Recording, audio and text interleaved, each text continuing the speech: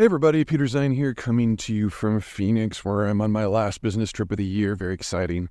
Today we're going to talk about something that the Russians and the Chinese are doing against Finland, of all places. We've had two big events over the course of the last few weeks. Number one, the Russians started funneling illegal migrants from Central Asia and South Asia into the Finnish border.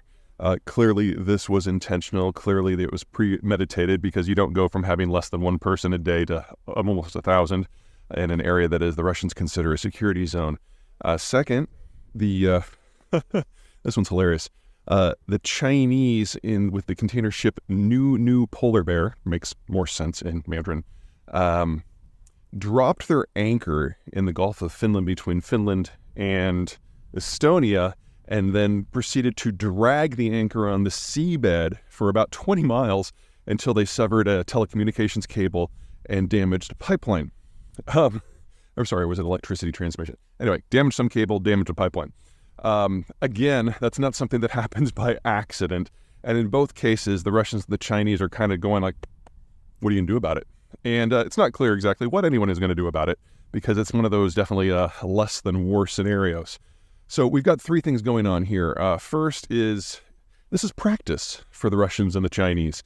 They've never really functionally cooperated before. They've certainly never coordinated their actions.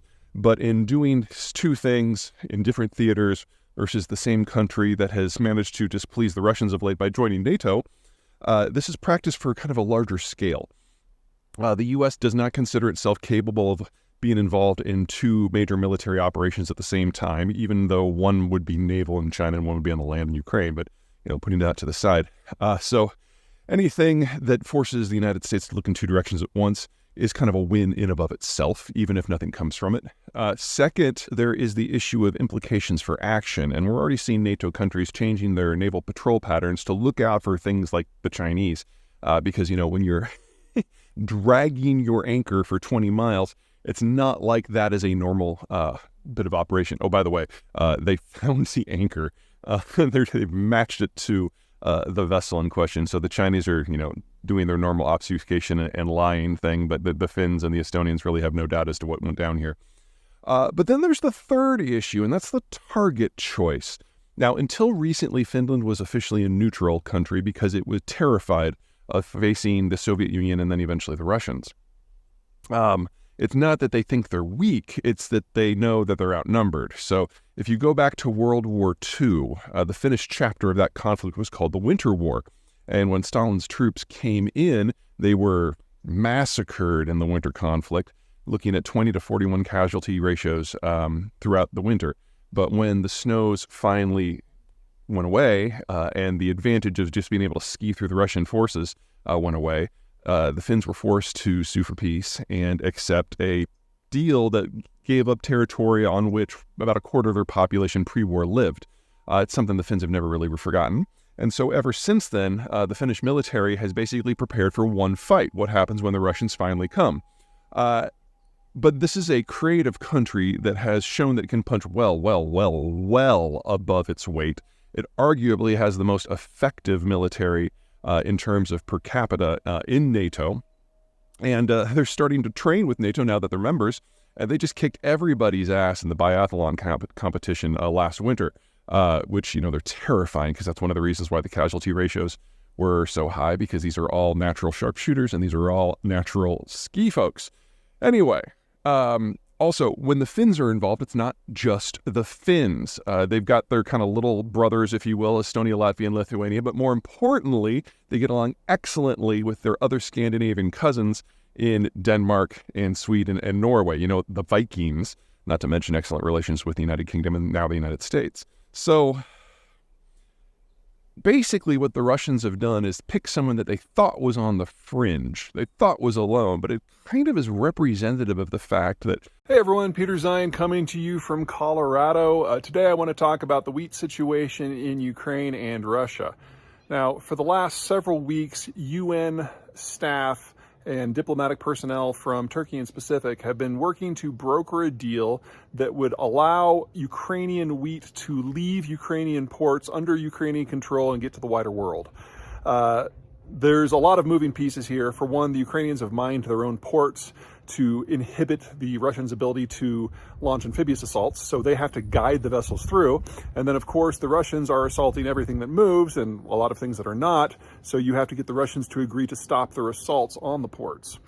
Now, right now, the Ukrainians have about 18 million metric tons stored up in their silos at or adjacent to their ports. That's a lot that needs to move.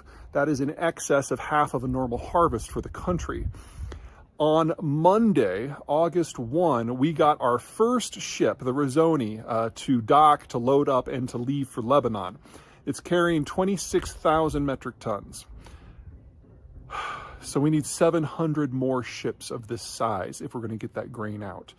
Unfortunately, the Ukrainian harvest starts in less than 45 days.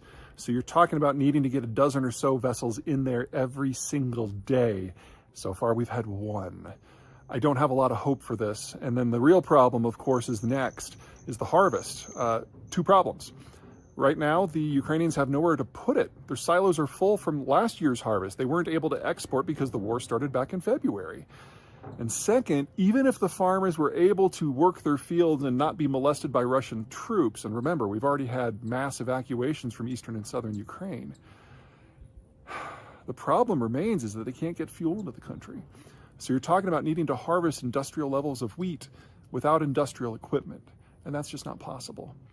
So likely end result here is that this is the last year that Ukraine participates in international grain markets. They simply don't have the capacity to get stuff up at a scale. In fact, the only place that they might be able to ship stuff is by rail, and at most, with significant upgrades that have not yet been done, they can probably only ship about 1/5 of their normal produce out that way. The rail lines are just not designed for that kind of bulk cargo, and a lot of them have to transit a little territory called Transnistria, which is under Russian control.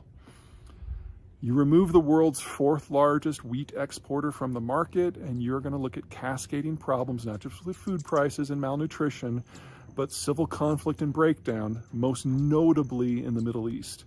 The last time we had a doubling of global wheat prices, we saw the Arab Spring back in 2011. What we're dealing with is an order of magnitude more complicated and deeper rooted. And to think that we're only going to have a doubling of prices is ridiculously optimistic. Now, in the United States, this isn't necessarily a disaster. You double the price of wheat, you actually only increase the cost of a loaf of bread by 25 cents. We don't subsidize food processing like, say, Egypt does. So here, it's a little uncomfortable. It'll probably be noticed, but it's not going to be a deal killer. Other parts of the world, not so much. The Russians are throwing a bit of a fit about the grain export deal they have with the Ukrainians. Now, Ukraine, until very recently, was one of the world's 5 biggest agricultural exporters for wheat, and number 4 in corn, and it's number 1 in sunflower, all important things that help prevent a lot of countries from starving to death. Well, the problem is that most of the stuff that comes out of Ukraine is shipped by water. It's far easier to ship things by water than it is by land, and in terms of rail versus water, about a 3-to-1 cost difference. And Ukraine is perfectly set up for that because they've got the Dnieper River that cuts right south to north through the middle of the country. And so everything just gets on barge, goes out, eventually hits the cities of Kherson and Odessa, are put onto big bulkers that then take it through the Black Sea, the Turkish Straits, and the rest of the world. What has happened, however, is with the Russians first capturing Kherson and then putting Odessa under assault, this has all been disrupted. So the only way to move things out of Ukraine at present is by rail. And not only does Ukraine not have a well-developed rail system, it doesn't use the same gauge as the European ports. So it's been very, very difficult to get much out. Really less than about 1 out of 6 bushels that they used to ship, they can ship now.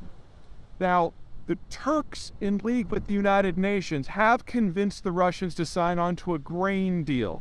And this grain deal allows ships to come into Odessa, get searched by the Russians on the way in to make sure they're not carrying weapons, and then load up with grain and then get searched on the way out to make sure that they're not carrying anything that the Russians don't want to get out. This has increased the volume to about 20 to 25% of the volume that the Ukrainians could do before the war. So still not great. Now, if you've been following the war, you know that throughout the winter, the Russians have been bombing the power grid with drones and missiles to try to kill as many Ukrainians as possible. They've been doing this in the winter, thinking that if you can freeze the country to death, many tens of thousands, if not hundreds of thousands of people will be injured and killed, and that might weaken the war effort. Once we get to summer, that's going to change. So what the Russians are facing here is the grain deal is normally renegotiated every 120 days. They're now insisting that they only want a 60-day renewal. Well, if you fast forward from late March, 60 days, we're getting into the beginning of summer. In the beginning of summer, the Russians won't have a vested interest in destroying the power grid because no one's going to freeze to death. So they're going to go after the agricultural system. Everything from fertilizer on the front end to the silos and the rail stations on the back end to try to kill as many people as possible that way. So last year was probably the last year that Ukraine will be a significant agricultural exporter at all, and we should not expect to see the grain deal renewed come late May.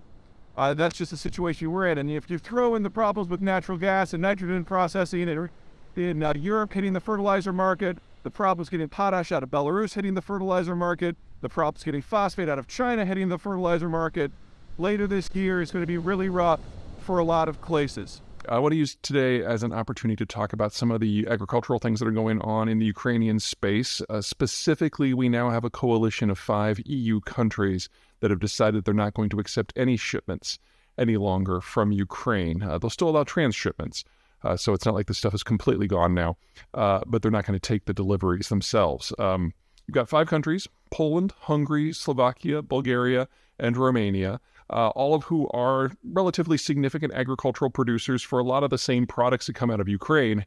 And what's been happening is the Ukrainians have lost the ability to do their normal export systems.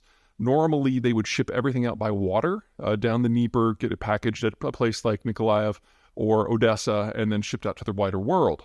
Or they would process it and crush it, in the case of sunflower, at home, and then ship out the intermediate product. They can't do any of that right now. Power grid is not stable enough to do the crushing, and most of the crushing is in ports, several of which are under Russian control. And the Russians have the ability, because they have naval supremacy in the area, to prevent any sort of bulker from coming or going without their express say-so. Now, there has been a deal in place that allows the Ukrainians to export somewhat. Basically, the Russians insist on inspecting the bulker on the way in and the way out to make sure it's not being used to smuggle. And that deal is basically fallen apart now. So it's been going less and less and less over the winter, and now it's basically defunct, and the Russians are indicating that they really have no intention of re-upping it at all. Now, this used to be 80%, almost 90% of Ukraine's exports. You can rail stuff out, but now 3 problems. Number 1, there's a different rail gauge between the European Union and the former Soviet world, so that's a problem. And there are only so many carriages that can adjust. Number 2, all of the countries that are on the edge, Poland, Romania, and the rest, they're all grain exporters themselves. So when the Ukrainian stuff was coming in, it was getting dumped on the local market. Local farmers were getting quite aggroed, and now they can't do that. So you can still export it through these countries to other places, but then you need twice as many rail cars that are capable of that jump, or you need a facility at the border that can shift the grain from one car to another, and those just don't exist at scale, and now you need twice as many to get the same amount of stuff out. So all told, with these 2 problems in place, you're looking at Ukrainian grain exports dropping by roughly 80 to 92%. And there's really no way around that. The third problem is that processing stage. The Ukrainians, while always being a significant exporter of the raw stuff, also did a lot of crushing specifically for their sunflowers. Well, with that crushing now inaccessible, they need to find another facility. There are facilities in all 5 of these countries, but they process local stuff. So once you process an agricultural commodity into things like oil, it takes up a lot less space. It's higher value to bulk. Well, not only are the Ukrainians not able to do that now, so they've got this higher bulk, lower value product, they have to send it farther. And it just takes too much effort and too much cost, and there's not enough infrastructure to support it. They've been trying to build out the rail system. They've been trying to bring in more rail cars, carriages, but it just hasn't been enough to move the needle. And so even without the Russians deliberately attacking the agricultural infrastructure, which they are doing, you're still looking at that 80 to 90% reduction in the ability of Ukraine to participate in the international market. The biggest losers, aside from the Ukrainians, of course, are the Egyptians, who source the majority of their imported wheat from Ukraine specifically. But there's a large number of countries in Africa and in South Asia that source ultimately Ukrainian and to a lesser degree Russian wheat. And we're going to see all of them get hit to a significant degree. The question will be if we get to a point where the Russians start actually targeting shipments themselves. We're not there yet. It's probably just around the corner. The only way that this is going to change is if the Ukrainians get access to the water again. And that means if this counteroffensive that they've just launched is successful, it would have to include, at a minimum, the liberation of the entirety of the Crimean Peninsula, because most of the grain goes down the Dnieper River to Odessa. And as long as any part of that route is within range of Russian weaponry, it's just a no-go. So you're talking about them having, the Ukrainians would need to liberate the entirety of southern Ukraine and the entirety of the Crimean Peninsula.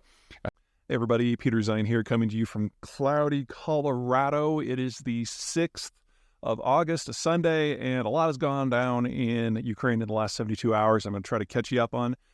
First of all, on Friday the 4th, in the early hours, the Ukrainians used a naval drone to hit a Russian military vessel, an amphibious vessel, in the port of Novorossiysk on the northeast shore of the Black Sea.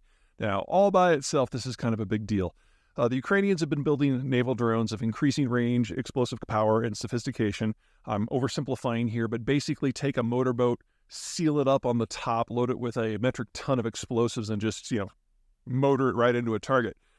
They've been using these for several months to hit military vessels in the vicinity of the port of Sevastopol, which is in occupied Ukraine. And they've been so successful that the Russians have largely evacuated the military vessels from the region completely and moved them back to places like Novorossiysk in Russia proper. The problem that the Russians have, or really any conventional naval force is going to have, is conventional naval forces are designed to strike over the horizon on a ballistic trajectory traditionally, or maybe use cruise missiles. And when you're dealing with something that's so low in the water like a motorboat, the weapons cannot get a negative inclination that's necessary to shoot down at them. So you're limited to using things like RPGs and bazookas and small arms fire in order to target them, and you can't detect them until they're close, and by the time they're close, the main ship weapons are useless.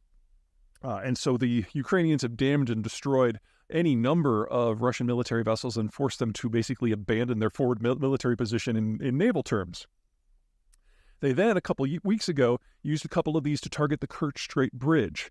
And remember that the Ukrainians have no access to the Sea of Azov at all. The Russians have conquered all parts of Ukraine that border that. So the Ukrainians have to launch from places like Odessa and sail all the way around the peninsula to do it. So these things already have a decent range. But Novorossiysk is even further away, and the Black Sea is a relatively rough body of water. So in order to strike there, one of two things has to be true. Either number one, the Ukrainians have experienced a quantum leap in terms of range, and pretty much nothing on the entire Russian coast of the Black Sea is safe anymore. Or they are working with a third party in order to deliver these vessels closer to target. Of course, the Russians are going to say that it's the Brits and the Americans, but a far more likely candidate is Turkey. Now, Turkey is the second military power of the region, and historically speaking, they've easily been able to outpunch the Russians on the Black Sea simply because the Russians are spread out among multiple bodies of water, the Pacific, the Arctic, the Baltic, and none of them can reinforce. Whereas the Turks have controlled the straits that go through Istanbul, specifically the Bosporus and the Dardanelles. They can easily move their forces from the Mediterranean to the Black Sea and back. Now, we've seen the Turks starting to change their strategic policy on this region from thinking of the Russians as a potential asset and a partner to something that they might actually be able to eliminate. The Russians have done so badly for so long in this war that the math in Ankara seems to be that, maybe with a little push from us, we can just break Russian power completely. And if all it costs them is to smuggle a few motorboats basically from here and there in order to destroy the Russian strategic position, it might be worth it. Now, I don't have any specific information indicating that that is actually happening, but the logic holds, and the Turks are in the process of reevaluating everything. But regardless, it doesn't look like there are now any places in the Black Sea where the Russians need to be able to operate, where they can operate safely. That's kind of piece one. Piece two has to do with commercial shipping, because yesterday, the 5th, on Saturday, the Ukrainians hit a tanker called the SIG, which is a Russian flag tanker that makes a run between Novorossiysk again and the Syrian port of Tartus, typically carrying aviation fuel, which is critical for any Russian operations in Syria. Now, it was hit on the way back, so it was empty at the time, and it wasn't sunk, but they did hit the engine room. And if this is the beginning of a trend, we've got a real problem for a lot of people. Let's start with the Russians. The Russian position outside of Russia proper, when you're dealing with operations either in Latin America or Africa, they're dependent on free movement of the seas.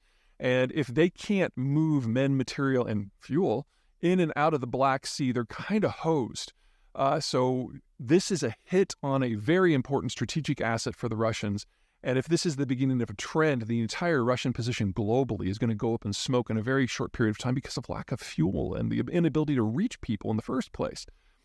The second problem has to do more with civilian shipping, because the Ukrainians now said in the aftermath of hitting the SIG that they are going to treat every ship coming in and out of any Russian port as a potential target, which, you kind of understand where they're coming from, because the Russians have been doing this for Ukrainian ports since the beginning of the war.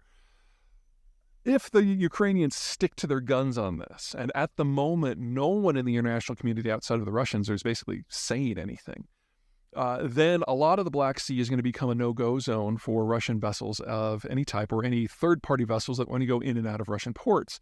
And unlike Ukrainian ports, where the world has kind of gotten used to that, this is a shock that we haven't experienced just yet. Now, for those of you who've been following me since the war, especially if you've been bitching at me for getting some of my more specific forecasts on international trade wrong, it's because we haven't had this sort of blow-up yet. My concern early in the war is that we were going to have a short, sharp shock in which Russian and Ukrainian stuff in and out of the Black Sea was simply going to go offline all at once, and that was going to have a catastrophic impact on prices. That hasn't happened, and honestly, I've been very surprised that both Moscow and Kiev have shown a lot of restraint. That now seems to be in the past. The Ukrainians have now already hit a ship. The Russians are specifically threatening anyone who comes in and out of any Ukrainian ports as well, and it's probably going to become a bit of a free-for-all in the not-too-distant future, and the Ukrainians have now demonstrated that they can strike several hundred miles from their ports. That should be enough to reach anywhere in the Black Sea where there is a vessel coming to or from a Russian port. And they have given the world's civilian ships 2 weeks to basically abscond from the region. Now, the way insurance works is, in a normal situation, you pay 1 or 2% the value of your hull every year for an insurance policy. If you sail into a war zone where people are shooting, that goes up by roughly a factor of 100. And if you sail into a war zone where someone is actively targeting civilian vessels, you just can't get a policy at all. So we could see the entire position of maritime shipping globally in this region just kind of evaporate over the course of the month of August. That potentially takes out one of the world's largest oil and ore and grain export facilities, which is Novorossiysk, and a secondary one at Tuapse, which is a little bit further down the Russian coast than the northeast shore of the Black Sea. That can hit any number of things very, very badly. The Russians don't have the ability to redirect this stuff anywhere because their other export points are either already maxed out, places like Primorsk on the Baltic or Nakodka on the Pacific are already operating at maximum capacity. The rail system's already at maximum capacity. And the only other alternative would be to go through Ukraine, and take it to the port of Odessa, which is under embargo. So if this is shut down, it really goes away. Couple complications here. Number one, Russian crude, if it gets locked in, oftentimes in the winter, these wells freeze solid and they would have to be redrilled. So it's going to be offline for years, maybe decades. Second, not all crude is created equal. And the crude that is exported through Novorossiysk and Tuapse kind of falls into two rough buckets. You have approximately 3 million barrels a day that is exported through these 2 points total. Half of it is Russian crude, which is a medium sour, and half of it is a called CPC blend, which comes from Kazakhstan, specifically the Tengiz superfield on the northeast shore of the Caspian Sea. It goes by pipeline to Novorossiysk. CPC blend is super light and super sweet. Now, the medium sour If you remove that from the market, the biggest beneficiary is probably going to be Canadian Select, which is a heavy sour blend that comes out of Alberta. And if you remove CPC from the market, the biggest winner is probably going to be U.S. shale crude, which is also super light, super sweet. But in both cases, you've got two big customers. The first is East Asia, primarily China, and there is now no longer anywhere that the Chinese can go to get replacement volumes because the Europeans have already grabbed it all up in the aftermath of the war. The second big customer base is going to be in the Mediterranean basin, where companies in the region have basically sworn off Russian crude and have gone for CPC blend. If CPC becomes unavailable, their only real option is going to be U.S. shale crude. Now, luckily, U.S. shale has been expanding in leaps and bounds over the last several months and years, especially since COVID started to let up. And it's nearing record levels, and it's only going to go up from here. So there's a possibility here that the Western side, the European side of these disruptions, is actually able to replace what they need from North America, whereas the Asian side just gets completely hosed, which you want to talk about reordering the international strategic environment. If you take the majority of this 3 million barrels of disruption and lay it on China while the Europeans just kind of, hold their nose and take American crude, that really reorders a lot of things in the international economic system, especially since the Chinese are already experiencing what can be best described as something between an economic slowdown and a sharp break because they're no longer capable of generating their own demand at all. At the same time, they're entering into an ever more bitter trade war with the rest of the world. So, we're looking at the Russians losing their strategic position in the water. At the same time they lose their strategic position in terms of economic penetration, they lose the ability to project power through the wider world, and we get a reordering of international energy, which really hurts the Chinese. Hey everybody, Peter Zeihan here, coming to you from Marshalltown, Iowa. This is my old middle school behind me. I was trying to mind my own business and have some personal time and attend a birthday party here in my hometown. But apparently there's a coup going on in Russia, so no rest for the wicked. Short version is over the course of the 23rd, 24th, and 25th, a guy by the name of Prigozhin, who is the leader of the Wagner paramilitary group, who has been an unofficial arm of the Russian military now for several years, has launched an armed insurrection. His troops have left their positions in Ukraine. They have moved into Russia proper. They have captured the city of Rostov-on-Don, which has a population of about 1 million. They're attempting to flip Russian troops to their sides. And the Russian government, Vladimir Putin himself, has declared Prigozhin to be a traitor and has called upon the military and security services to crush him. Prigozhin has said that the president is misinformed, but it's okay because we're going to have a new president soon anyway.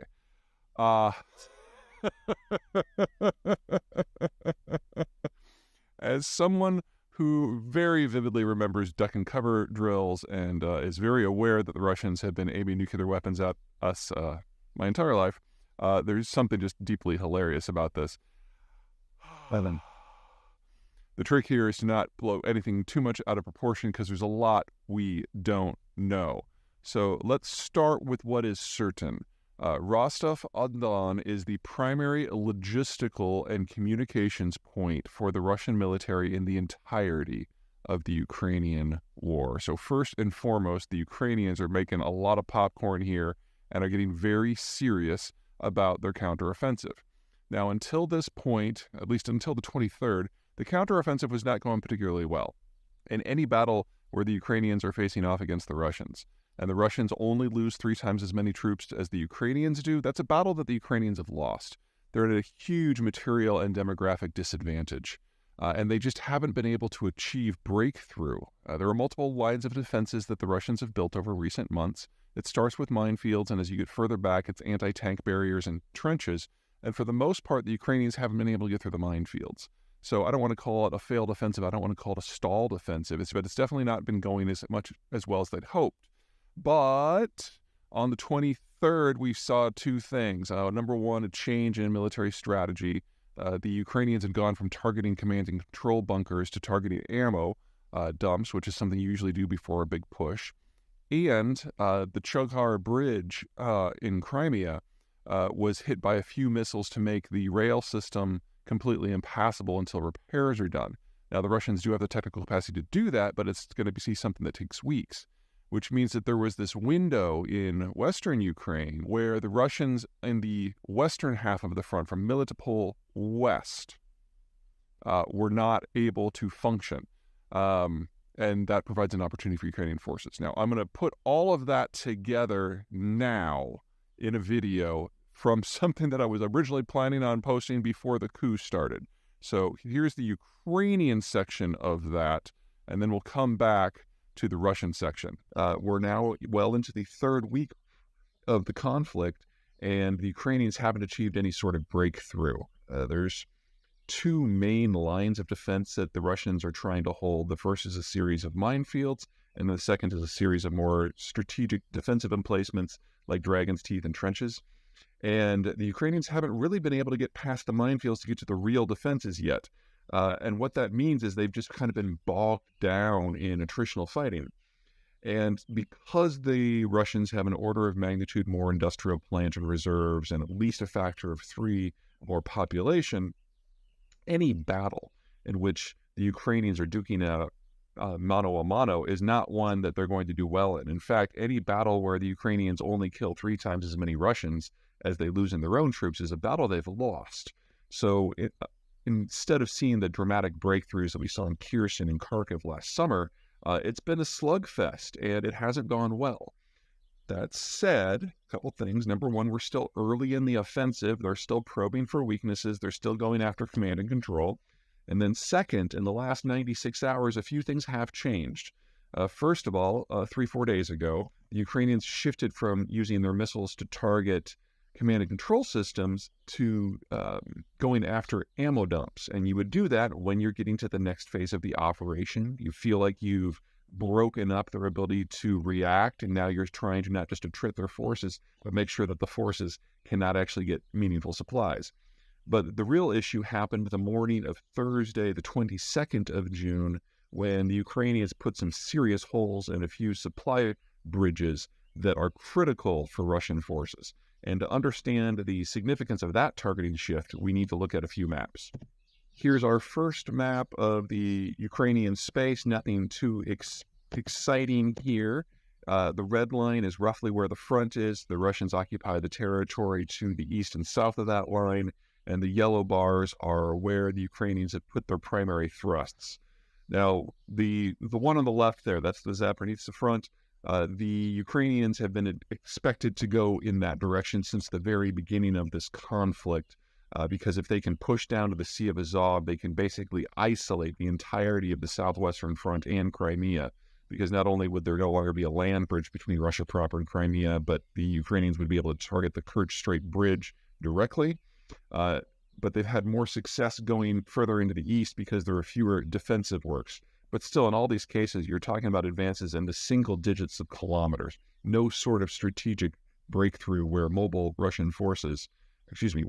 Ukrainian forces can get in behind the Russians and isolate them and break them up and force strategic retreats and routes. Okay, here's a zoom in on Ukraine. The single most important thing here is, of course, the Kerch Bridge. An attack, unclaimed attack, we don't really know who did it, but either the Americans or the Ukrainians took out one of the spans of the Kerch Bridge last summer.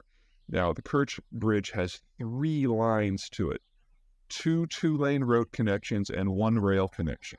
The Ukrainians, Americans, whoever it happened to be, were able to take out one of those 2-lane road connections and start a series of fires on a rail car that was going by on the rail bridge at that time, which warped the bridge and made it impossible to handle cargo.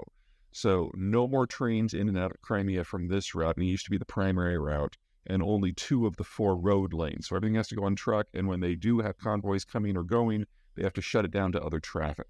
So that was a big hit, and it forced the Russians to shift their supply route over to this area, to the land connections that go into Crimea. So let's zoom in there. Now, first thing to understand about this area is a lot of this is not land. This entire zone here is a series of brackish lakes, which obviously you're not going to be running cargo across. In fact, there's only really 2 ways to cross. On the left, you've got the proper land connection, which is an all-land route that goes through southern Ukraine. It is the furthest connection from the front. It's not that the infrastructure there doesn't work, it's just that it's not great. However, if you go to the yellow arrow, the one further to the right to the east, you're looking at the Chonhar crossing. Now, Chonhar has a rail connection and a road connection, and it's these connections that the Ukrainians put some holes in. They use a special kind of warhead, which I'm not going to go into detail because it's not my focus, but it blew all the way through the concrete, blew all the way through the rebar, put a giant hole right in the middle of the thing. You're not taking trucks across that. You're not taking rail across that until such time as these are repaired. Repairing it is not beyond the capacity of the Russians, but keep in mind that it's been months since Kerch had that hole put in it, and the rail connection there has still not been rebuilt. One of the many, many downsides of the Soviet dissolution is we've had a simultaneous education crisis and demographic crisis now decades in progress. The technical education system in Russia collapsed back in the 80s, and their demographics, well, they've had a death rate that's been higher than the birth rate for 30 years now, which means that the youngest suite of people who have the full skill set to be technical experts, they're in their 50s right now. They'll turn 60 this year on average.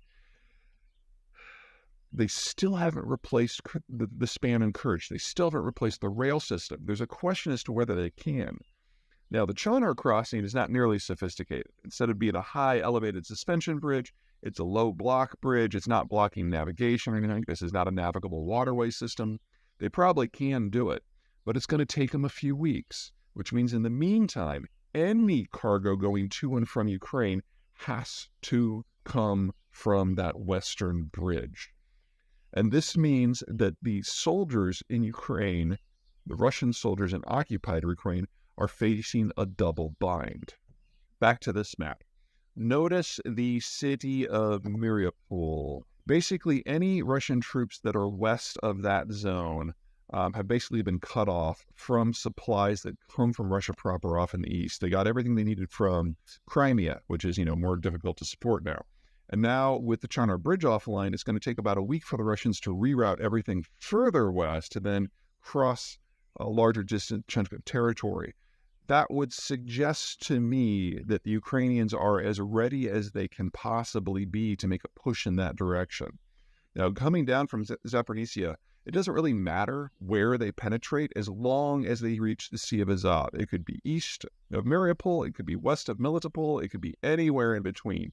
Any way that they can cut that land bridge forever and then have the range in order to hit the remains of the Kerch Bridge direct.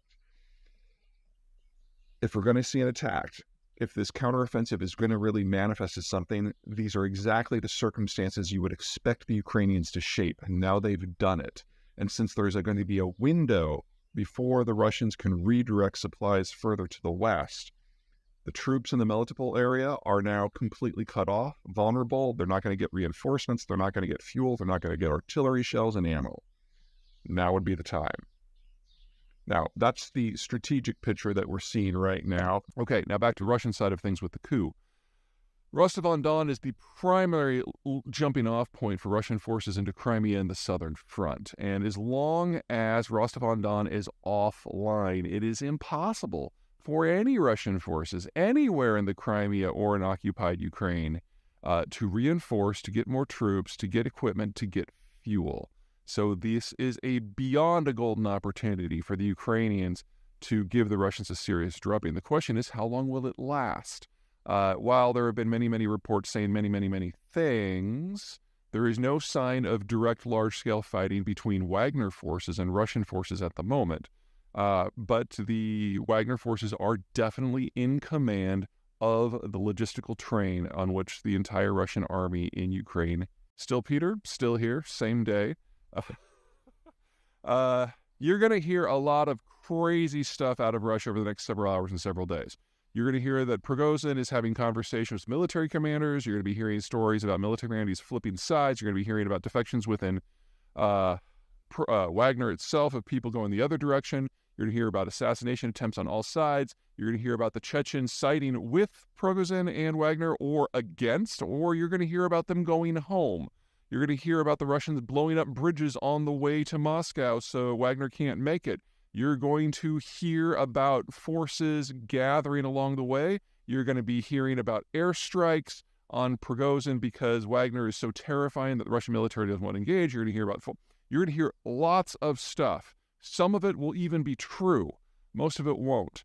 The problem here is that we are in an information vacuum, or something worse, that it's been filled with misinformation. So a couple things to keep in mind. First of all, there is no free press in Russia. There hasn't been for 20 years. That was one of the first things that Putin did when he took over. He removed all the satirical shows, he removed all the news shows, he removed all the investigative shows, and it became basically a one-man government and a one-state propaganda system that has become more and more and more intense, especially since the onset of the Donbass war back in 2014.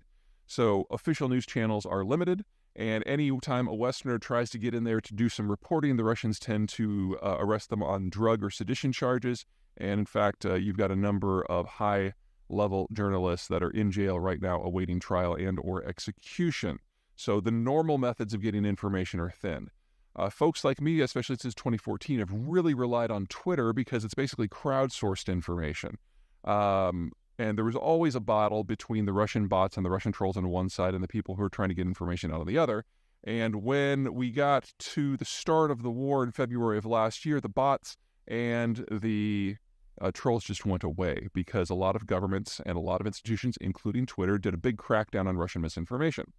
But then Elon Musk took over the operation, and in the time since, he has pushed down, they had the algorithm push down the relevance of anything involving Russia and Ukraine, so it's actually below things like vaccine misinformation and election misinformation in terms of what gets brought up to the top. He's banned or shadow banned a huge number of accounts that I used to depend upon for knowing on what's going on in Kiev and Moscow. And most importantly, he's allowed the bots and the trolls to come back in force. So there's easily 2, maybe even 3 times as many bots and trolls from Russia on Twitter today. Not just that these are sources of misinformation, they're not all on the same side in this coup. Some of them are violently ultranationalist, and they tend to side with Prigozhin and Wagner. Others are clearly employees of the state. And so now Twitter has become an utter shit show of these various factions, misinformation factions, trying to shout each other down about what's going on in Russia. I don't really believe any of them. And so confirmation in this sort of environment just takes forever because, if you don't get live video, it's really hard to confirm if something's actually happening. And now we've got Elon and Putin and Prigozhin all with their own narratives of what's going on, and keeping track of it is just going to be a nightmare. Now, this will sort out over the next several days as the reality of events on the ground overtakes the propaganda machine, and things are moving very quickly. And all of those things that I outlined at the beginning of those are all feasible outcomes, but obviously they can't all happen at the same time. So I will do my best to parse through them. I will try to lead with the things that I have confirmed, just like I did in the first video of this series. But it's going to be really, really messy, and there's no way around that. One more thing about the propaganda side of this. While we have a good idea of which side the trolls are on and which side the bots are on, there's all of Russia's disinformation channels internationally that are all of a sudden up in the air. So, like, what's going to happen to Hungary's Viktor Orban, who has basically become a pro-Russian shill within the European Union? Is he in favor of Putin holding on to control, or does he like a more militaristic Russia because it would be more of a foil to be used in the European Union? What about people like Tucker Carlson, who have gone in hook, line, and sinker with the Putin side of things, now that you have more of a nationalist firebrand who we might find more ideological attractive in Prigozhin? What about people like Okay, video number 3 on the ongoing coup/revolution in Russia. Let's talk about Wagner. Now, according to Prigozhin, the leader of Wagner, they've got 25,000 troops, and they've been able to attract a few defecting units from the Russian general military.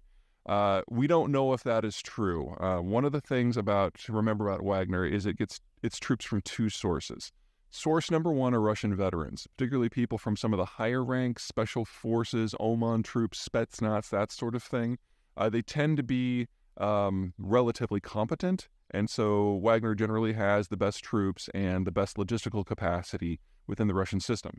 What they don't have is their own hardware. They rely upon the Ministry of Defense for their equipment, for their armor, and their air defense, and they have no air assets at all. No helicopters, no jets. So if you see reports of airstrikes on Wagner, especially if they start moving up to Moscow, you should take those reports very seriously, because if you were Putin, that's how you would cut them up. Let them get out into the exposed on a 10-hour drive to Moscow and just start blowing them all on the road. As we know, if you take out the front echelon and the back echelon, the rest of them just kind of scramble in a death pile in the middle. That is a very realistic way of how this can all end, which, unless Prigozhin is completely stupid, wouldn't do it. But you remember, this is a guy who is a convicted thief and former caterer. He is not a military super mastermind. Okay. Anyway, barring a complete collapse of the Russian military structure and political society, which you can't rule out, this is Russia, this has happened before. Prigozhin and Wagner really have no chance here. Small number of troops, isolated in a specific part of the country, and while that might be hugely significant for the Ukraine war, they are just too far away from Moscow to make their voices heard in any meaningful, I'm sorry, I phrased that wrong, not their voices heard, to make their desires reality. There's just too much space, too many Russians, and too much air power. That doesn't mean there aren't consequences here, even if this is a massively failed coup. Ukraine we've already talked about, but what about the rest of the world? Wagner, because it's one step removed from the Russian military, which is, part of the problem, has been Putin's go-to tool for dealing with the international system for over a decade. And so almost all Russian military deployments around the world aren't actually regular Russian military. They're primarily Wagner. That's true in Syria, in Libya, in Sudan, in the Central African Republic, and on and on and on. And now that oh my God, there's so many weird ways that this could have gone. This was definitely not one that was on my radar. But now that Wagner is persona non grata, every Russian military base around the world is going to get shut down by the Russians in the next few weeks. That, of course, assumes that countries who are trying to seek favor with Putin don't go against Russian forces at Putin's request. Oh my God, this is just delicious. Okay. Yeah, I've got to get myself some popcorn for this. Okay, folks, the bottom line here is that Wagner's military capacity is a subset of Russian military capacity, but the personnel are different. And so now that the personnel have changed sides, you should expect to see a complete disintegration of the entire Russian global position beyond the former Soviet Union. Within the former Soviet Union, as a rule, it is the Russian military who is in the pole position. But beyond that, wherever it happens to be, it's Prigozhin and Wagner that are the face of Russian strategic foreign policy. And now that that's on the other side of a rebellion, that is going to completely die. Now, for those of you who have been worried about the long duration of Russian power, this is great, because remember, Wagner is the best troops that Russia has. It's the sum total. It's really the only place that Russian vets go to after they leave the regular military. And they are scattered around the world. They are vulnerable. They are now without supplies or fuel or diplomatic cover. They are enemies of the state. Wow. It's going to be a wild week, folks. Oh, one more thing. Big question that we don't know the answer to. There are two sources of troops for Wagner, the military veterans and also convicts that they've pulled out of prison to use as cannon fodder. Now, convicts are good as cannon fodder for offensive operations, but they're not good for defensive operations. So, and they're probably not good for sending into, say, like a city like Moscow where there's regular Russian forces either. So basically, the convicts have become a non-issue in this. And so it really comes down to the rest of the troops. Wagner no longer has the ability to recruit. All they can do is try to flip Russian regular military units. That is their only source of troops. So Wagner absolutely has no staying power in this fight. The question is, what can they do in the very, very, very short term? They have access to the military stocks around Rostov, and that's it. So this is probably either going to be a mad dash to Moscow, which would be suicidal, or a protracted defense in Rostov to draw upon the stocks where they can actually defend. Regardless of which those options are, this is fantastic for the Ukrainians, because if it's option 2, defense of Rostov, then all of that equipment is no longer available for Russian troops in Ukraine at all. If they make the mad dash for Moscow, then we have a very public, very global, very humiliating military rebellion in the heart of Russia, in which the Kremlin and Putin are the direct targets. I would expect them to win and win handily, but Russia will not recover from that sort of image. And from a tactical military point of view, if Prigozhin and Wagner are making a mad dash on the war, and then second, can we get an update on Russia's demographic situation? So you have to start by looking why the Russians are in this war at the moment. Russian territory, it's flat, it's open, it's difficult to defend, but where the Russians have shown that if you can expand beyond the flats and reach a series of geographic funnel points, where on either side you've got barriers you can't run a tank through, and in the middle you've got a flat area that you can concentrate troops on, block the access points, plug the gaps, then you can defend your lands, possibly. The Soviets achieved this at the end of World War II, and they held it till 1992. And when the Soviet system collapsed completely, the Russians lost control of most of those access points, all but 2 actually. And so everything the Kremlin has been doing since 1992, not Putin, the Kremlin, this predates him, has been about reestablishing positions on or near those blocking points. This is the Transnistria occupation, this is the Georgian War, obviously Crimea, the Kazakh intervention, being involved in the Nagorno-Karabakh conflict. All of this is towards the same goal of plugging those gaps. So that's kind of piece 1. Piece 2 is demographic. Now, for those of you guys who have been watching for a while, you know that Russia has among the world's worst demographics. To argue it used to be the worst until the Ukraine war, unfortunately, pushed Ukraine into a worse position. And then Chinese data changes mean that China's probably actually been worse for Russia for over a decade at this point. But anyway, there's these big gouges out of the side of the Russian demographic pyramid that represent periods of huge trauma in Russia's past. In some cases, that is a war. The world wars are obvious. In another spot, it's the effect of collectivization or the mismanagement of Khrushchev and especially Brezhnev. But the biggest one of all, sorry, it's a little muddy today. The biggest one of all by far is the post-Soviet collapse in the 1990s when the death rate doubled and the birth rate halved. Now that's kind of the background for those of you who hadn't heard it before. What's been happening more recently is conservatively, Russian statistics indicate that 1.3 million Russians under age 35 have fled the country since the war began, with most of them being young men who were trying to avoid the draft. So roughly 2 to 3 times the number of men fled the country has answered the draft summons, which is, kind of embarrassing if you are a patriotic Russian. That's piece 2. Piece 3 is where the 2 of these things come together. Now, back in 1982, there was a coup in the Soviet Union, and the intelligence services, led by Yuri Andropov, took over. He died shortly thereafter, and we got Chernomyrdin, who was part of that clique, and then he died, and we got Gorbachev, who was still part of that clique. And as you guys know, Putin is a former KGB agent, so he was part of that clique, just at a much lower level. What this means is we had a full purge of the Soviet decision-making apparatus of pretty much anyone from other factions if they weren't associated in some way with the intelligence apparatus. Now, these people took over because they were the only ones who had a fairly accurate view of how the Russian system worked, especially economically speaking. They're the only ones who had all the information because one of the jobs of the intelligence bureaus was to limit the dissemination of information beyond the state. Anyway, they took over.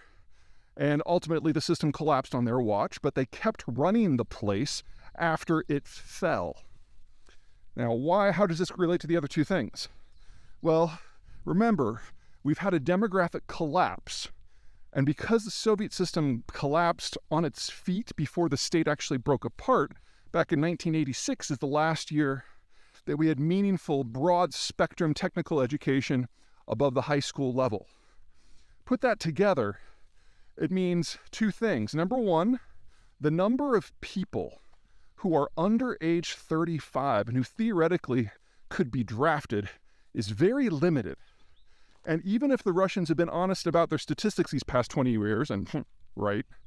You're still talking about this being a much smaller pool for the Russians to draw upon than anything the Soviet Union had, and that's even before you consider that half of the Soviet population was not Russian. So from a timing point of view, if this war was ever going to happen, if the Russians were ever going to use military tactics in an attempt to reshape their world, it always had to happen about right now. If you want to go back and read the details, there's a bunch of that on accidental superpower in the players chapter, and there's a whole fat section on this, on the war specifically, in the absent superpower, and there's a big Germany section. Excuse me, there's a big Russia section in Disunited Nations. Picnic table. On my way to Golden Horn now. Anywho, this is the last generation of fighting men the Russians have. They only have about 8 million men in their 20s. Between the war and the people fleeing, they've already lost over 1 million of them. I don't mean to say that that means the Russians have to stop. There's 7 million to go. But there is a limit, and the Russians are exploring where that is.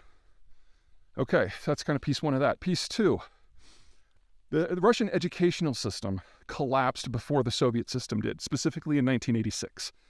That means that the youngest cadre of people, broad people across the entire spectrum of society that have technical training that's meaningful, turn 60 this year. Well, those are the people that maintain the railways and the nuclear missile fleet and the military and the energy complex.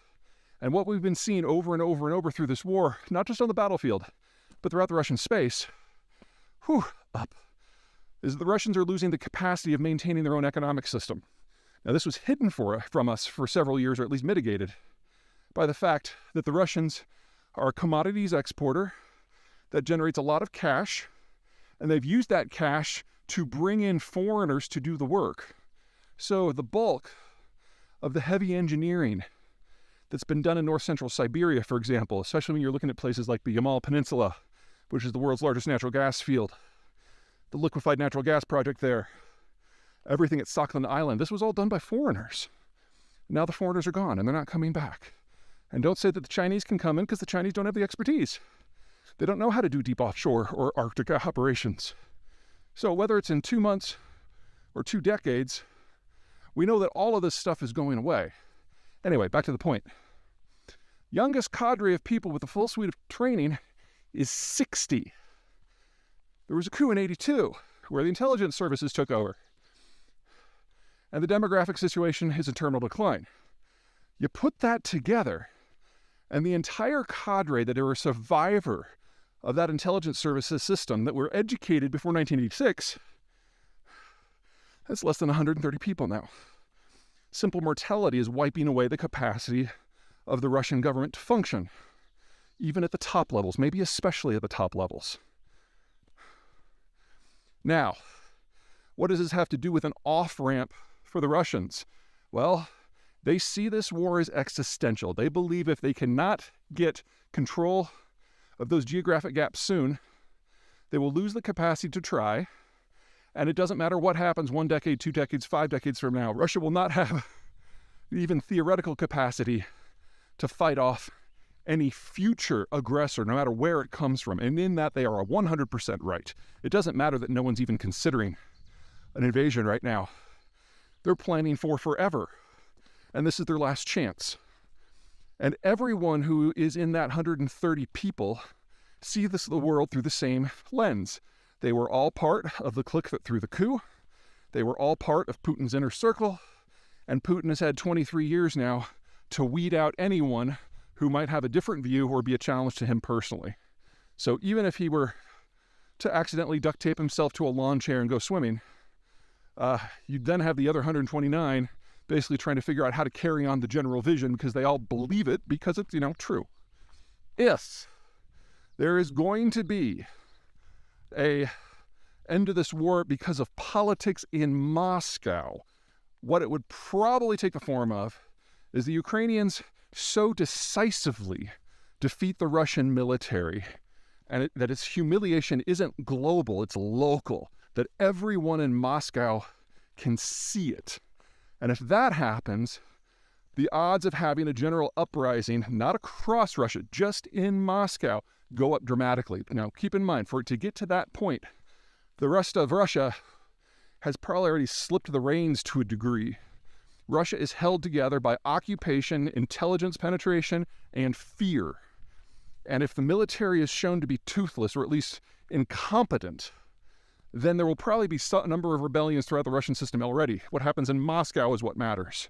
And if you do have a rebellion there, like you did after the Russo-Japanese War in 2005 when the Russians were humiliated, or like the end of World War I where they're just gutted, then you have people march on the Kremlin and Putin is removed, along with his clique. Now, that doesn't mean that the war ends. Even Navalny, the guy who's like campaigning for democracy in Russia, has made it pretty clear that while he abhors the general incompetence and brutality of the Russian forces, he's broadly okay with the war. He sees Ukraine as his territory. So even a democratic Russia could very much choose to continue to prosecute the conflict. But if we do have a catastrophic military defeat and we do have the top of the government fall, it is going to take years for any post-Putin government to find its feet. And in that time, Russia's economic situation will deteriorate further, and their demographic situation will be completely irrecoverable. So if there is a peaceful way for this to end, that's roughly how it's going to go. Oh, one more thing I forgot. The idea of an off-ramp for Putin and the Russian government. Is there a way that this war can end without either side being completely defeated? And the answer is flat no.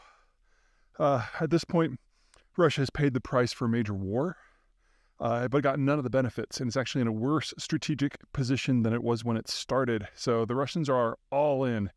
In addition, any meaningful peace would have to require a degree of reparations and admittance of guilt. And the entire Russian upper leadership could be implicated very easily. That's one of the downsides of, having a secure system where you've purged all possible pretenders to the throne, is that everything kind of stops with you. We have literally thousands of documented cases of war crimes. This isn't like the Yugoslav wars where the Serbs actually tried to hide it. The Russians have celebrated it. In fact, you've got cabinet ministers celebrating the kidnapping of children or the execution of civilians. So the guilt is not in doubt.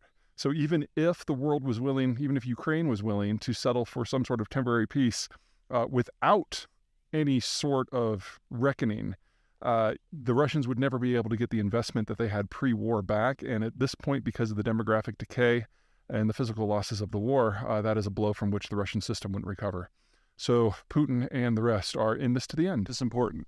Now, Wagner was formed by the Russians, specifically by a guy by the name of Yevgeny Prigozhin, back in 2013, 2014, in the lead up to the Donbass War, which is a war where the Russians basically created what were called little green men to fight on the other side of an international border and foment a, quote, secession war, and then under that pretext move in regular forces. No one really bought it, but the legal fiction did allow a degree of separation that gave especially the Europeans pause, and anyone who was looking for an excuse to continue normal relations with the Russians, the Germans are probably at the top of that list, grabbed onto that little flimsy bit of legalisms with both hands and wouldn't let go.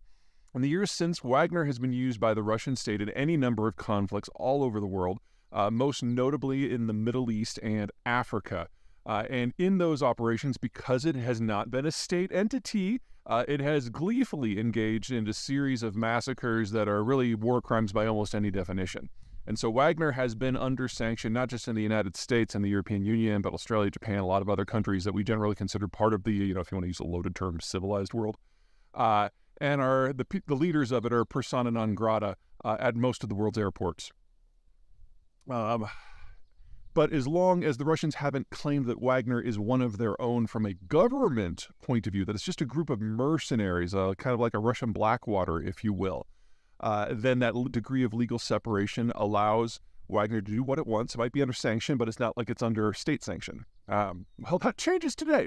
Now that Vladimir Putin has said that Wagner is and always was part of the Russian state, now assets of the Russian state can be seized in order to pay for things that Wagner has done in various countries. And whenever you have a government shift in one of the countries where Wagner is accused of war crimes, or one bordering it that has an influence in that area, you now have two things going on. Number one, the degree of legal insulation is gone. Now, anything that Wagner does or has done, Moscow itself is culpable.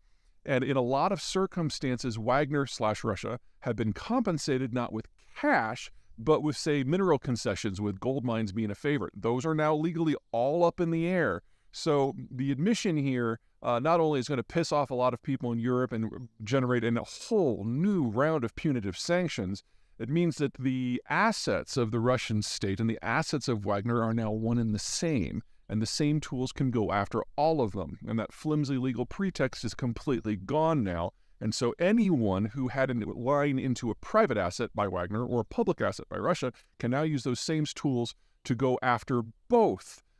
So we're going to see a wrapping up of Wagner's international economic position in a relatively short period of time. And it won't take much of a government shift in places where Wagner has been accused of war crimes, and that includes Sudan and the Central African Republic, and Syria and Libya, in order to see their military position wrapped up as well. And that, of course, assumes that nothing else goes wrong, and several other things are going wrong. So, as you guys have obviously noticed, Wagner threw kind of a not coup over the weekend, and Wagner troops now have to pledge loyalty to the Russian state and hand over their heavy equipment to the Russian military. Some of them will, some of them won't. And what that means is there's a smaller number of Wagner staff that are available to man all these international missions in the first place, even if the Russian government doesn't go through and do a purge of them. And that purge is definitely coming. Remember that Vladimir Putin's power center is not within the Russian military. They control it, but that's not their power center. Their power center is within the security services, most notably the intelligence bureaus like the FSB and the GRU. And those institutions are very capable of doing a purge of personnel of people who are not physically in Russia. So we're going to be seeing a lot of that. So Wagner's capacity to function internationally is going to go down significantly. And since the Russian military